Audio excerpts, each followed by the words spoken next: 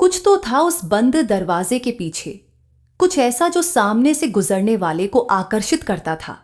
सालों से इस वीरान पड़ी हवेली का ये दरवाजा हमेशा मैंने बंद ही देखा। बहुत सी सच्ची झूठी कहानियां सुनी थी इस हवेली के बारे में। लोग कहते हैं हवेली में भूतों का डेरा है। मैं हूं रिया। मैं मेरे मम्मी पापा के साथ देहरादून में रहती हूं। मैं ग्रेजुएट दूसरे ईयर में पढ़ती हूं।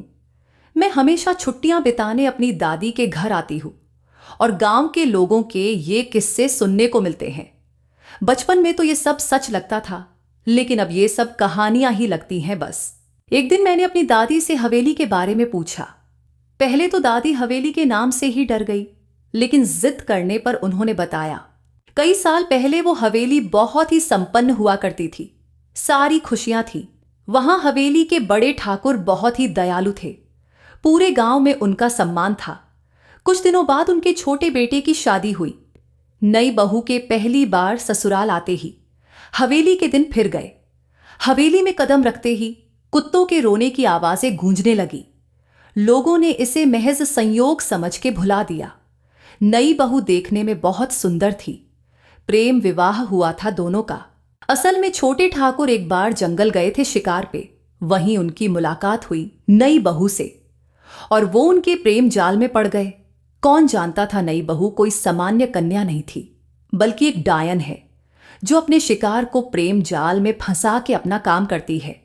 विवाह के 2 दिन बाद ही बड़े ठाकुर साहब चल बसे। साथ ही हवेली की रौनक भी चली गई। अब तो अक्सर ही कुछ ना कुछ अनहोनी होती रहती है। नई बहू की हरकतें भी छोटे ठाकुर को खटकने लगी थी। उसने बहू पे नजर रखनी शुरू कर दी और एक रात छोटे ठाकुर ने उसे काला जादू करते देख लिया। दोनों में कहा सुनी हुई तो छोटे ठाकुर ने सामने रखा हुआ बड़े चाकू से नई बहू को मार डाला और अपने बाकी परिवार के साथ उस गांव को छोड़ के चला गया। बस तब से वो हवेली बंद है। लोग कहते हैं नई बहू की आत्मा आज वहां रहती है। अगली सुबह मैंने मन बना लिया हवेली जाने का। मुझे देखना था जो कहानी लोग सुनाते हैं उसमें कितनी सच्चाई है। इस काम में साथ देने के लिए मैंने अपने भाई को भी साथ कर लिया। शाम को मौका पाकर हम हवेली पहुंचे। हवेली के डर की वजह से इस रास्ते पर लोगों का आना जाना भी कम ही था। ढलते सूरज की रोशनी में ये वीरान हवेली और भी भयावह लग रही थी। मुख्य दरवाजा खुला ही रहता था। हम अंदर गए तो देखा छोटा सा बगीचा था जो अब झाड़ियों से भरा हुआ था। बागीचा पार करके हम हवेली तक पहुंच गए। मैंने हवेली के दरवाजे पर नजर डाली। एक अजीब सा एहसास हुआ। ऐसा लग रहा था जैसे कोई कह रहा हो वो दरवाजा खोल दूं। हम दोनों ने एक दूसरे को देखा, फिर अंदर जाने का फैसला किया। दरवाजे पर एक पुराना ताला लगा था जिसे कुछ अभिमंत्रित धागों से बांधा हुआ था।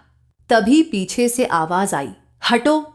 मैंने मुड़ के देखा तो मेरा भाई पीयूष बड़ा सा पत्थर लेकर ताला तोड़ने के लिए खड़ा था।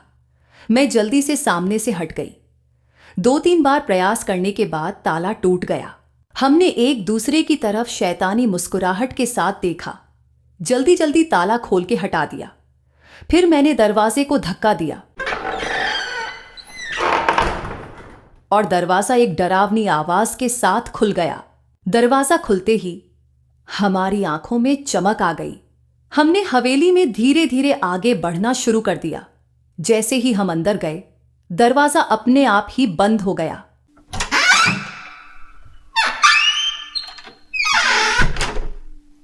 ये देख मेरा भाई थोड़ा डर गया। मैंने उससे कहा कि शायद पुराना दरवाजा है, इसलिए ऐसा हुआ है। हमने हमारे बैग से टॉर्च निकाली और आसपास का मुआयना शुरू किया। हवेली सालों से बंद होने के कारण पूरी तरह से धूल से भरी हुई थी। जगह जगह पर मकड़ी के जाले थे। वो हवेली जितनी सुंदर थी उतनी ही डरावनी थी। हम इस समय हॉल में खड़े थे। सामने ऊपर जाने के लिए सीढ़ियां बनी हुई थी और चारों तरफ गलियारा और कमरे थे। दीवारों पर जानवरों के सर लगाए हुए थे जो उस समय और भी डरावने लग रहे थे, लेकिन भूत जैसा अभी तक कुछ भी नहीं दिखा। हमने फैसला किया कि हम पूरी हवेली घूमेंगे। हम दोनों अलग अलग कमरों में जाकर देखने लगे। 2-3 कमरों को खाक छानने के बाद मैं ऊपर की तरफ बढ़ी। मैं ऊपर के गलियारे में आगे बढ़ ही रही थी कि एक आवाज आई। मैं चौंक गई। मैंने आवाज की दिशा में आगे बढ़ना शुरू किया। थोड़ा और आगे जाने पे मुझे एक परछाई दिखी जो एक पल में ही पास वाले कमरे में चली गई। मुझे लगा शायद पीयूष है। मैंने आवाज लगाई, पीयूष क्या तुम हो यहां? पीयूष। तभी नीचे से पीयूष की आवाज आई, हां क्या हुआ? भूत देख लिया क्या? क्यों चिल्ला रही हो? मैंने नीचे झांक कर देखा तो पीयूष नीचे खड़ा था। मैंने बस ना में सर हिलाया और धीरे धीरे उस कमरे की तरफ बढ़ने लगी। कमरे का दरवाजा हल्का सा खुला था। मैंने धीरे से दरवाजा खोला और अंदर गई। चारों तरफ टॉर्च की रोशनी डाली, लेकिन कोई भी नजर नहीं आया। मुझे लगा शायद भूत देखने का विचार दिमाग में कुछ ज्यादा ही हो गया है, इसलिए वहम हो रहे हैं। मुझे वो कमरा बाकी कमरों से थोड़ा अलग लगा। एक अजीब सा भारीपन था वहां। उस कमरे में अलग ही ठंडक थी। तभी मेरी नजर दीवार पे लगी तस्वीर पे गई। एक कपल की पेंटिंग थी वो। एक लड़का जो कुर्सी पे बैठा था और उसके बगल में एक सुंदर सी युवती खड़ी थी। एक अलग ही तेज था उसके चेहरे पे, आंखों में चमक, मानो अभी बोल पड़ेगी। नागिन जैसी काली लंबी छोटी, गोरा रंग, तीखे नैन नक्श। शायद ये वही थी नई बहू। अजीब सी बेचैनी होने लगी। मुझे ऐसा लग रहा था जैसे कोई घूर रहा हो मुझे। मैं जल्द से जल्द वहां से निकलना चाहती थी। जैसे ही मैं बाहर जाने के लिए मुड़ी, दरवाजा जोरदार आवाज के साथ बंद हो गया। मैं बुरी तरह डर गई। मैंने दरवाजा खोलने की कोशिश की, तभी कमरे में एक तीखी आवाज में हंसी गूंजने लगी। डर से मेरा गला सूखने लगा। हंसी की आवाज इतनी तेज थी कि मैंने अपने कान बंद कर लिए। थोड़ी ही देर में सब शांत हो गया और वो दरवाजा भी अपने आप खुल गया। मैं जल्दी से कमरे से भागी और पीयूष को ढूंढने लगी। मैं बस उस हवेली से जल्द निकलना चाहती थी। मैं सीढ़ियों से उतरती हुई नीचे आई और पीयूष को आवाज दी, पीयूष, पीयूष, पीयूष कहाँ है तू? लेकिन कोई जवाब नहीं आया। मुझे अब चिंता होने लगी। मैंने उसे हर संभव जगह पर ढूंढा, लेकिन वो नहीं मिला। तभी अचानक ऊपर से डरते हुए आवाज आई, दीदी बचाओ। मैं जल्दी से ऊपर की तरफ भागी, लेकिन ऊपर कुछ भी नहीं था। आवाज आनी भी बंद हो गई। मैंने डरते डरते आवाज दी, पीयूष क्या तू यहां है? भाई मजाक मत कर, हमें निकलना है अब यहां से। लेकिन कोई जवाब नहीं आया। अब तो मैं और भी डर गई। मैं गलियारे में आगे बढ़ ही रही थी, तभी मेरे दाईं तरफ के गलियारे से आवाज आई, दीदी। वहां काफी अंधेरा था। मैंने टॉर्च की रोशनी उधर डाली। वहां पीयूष खड़ा था। मेरी जान में जान आई उसे देख के, लेकिन इसके पहले मैं उसे कुछ कहती, उस डायन का साया मुझे पीयूष के पीछे दिखा। लंबी काली छोटी और चेहरे पे शैतानी मुस्कान के साथ उसने मुझे देखा और अगले ही पल उसकी छोटी पीयूष के गले में लिपट गई और वो उसे खींचते हुए अंधेरे में गायब हो गई।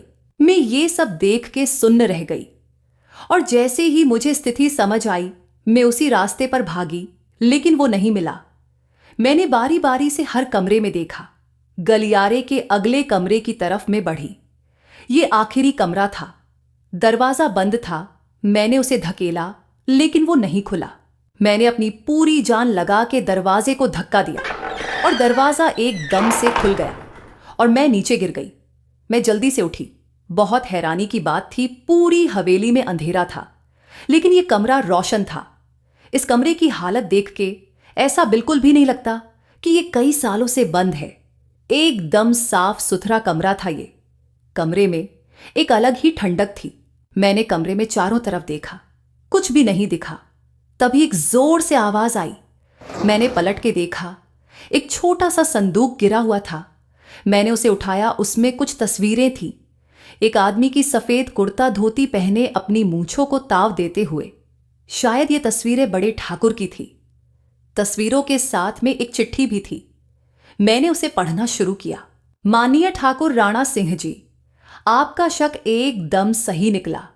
आपके छोटे भाई की पत्नी एक डायन है। उसकी नज़र इस गांव पे पड़ चुकी है। वो अपनी शक्तियां बढ़ाने के लिए हर अमावस की रात एक बलि देगी। इसके पहले वो अपने काम को अंजाम दे, आपको उसे खत्म करना होगा। गुरुजी ने कहा है, डायन की शक्ति उसकी छोटी में है। उसकी छोटी काटने से वो खत्म हो जाएगी। गुरुजी ने ये सिद्ध किया हुआ चाकू भेजा है। बलि लेने से पहले आपको उसे मारना ही होगा। मैं समझ चुकी थी, ये कमरा हो ना हो बड़े ठाकुर का ही था और अब मुझे उस डायन को खत्म करके अपने भाई को बचाना था। मैंने जल्दी से वो चाकू ढूंढना शुरू किया और वो मुझे उन तस्वीरों के नीचे मिल गया। मैंने उसे उठाया और बाहर आने के लिए जैसे उठी, मैंने सोचा कि वो आखिर है कहां।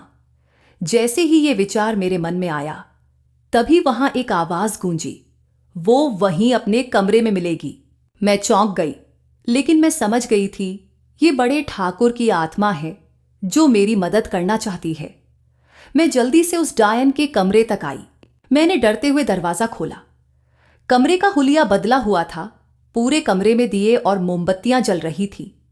डर से मेरा गला सूखने लगा। मैंने धीरे धीरे अंदर कदम रखे।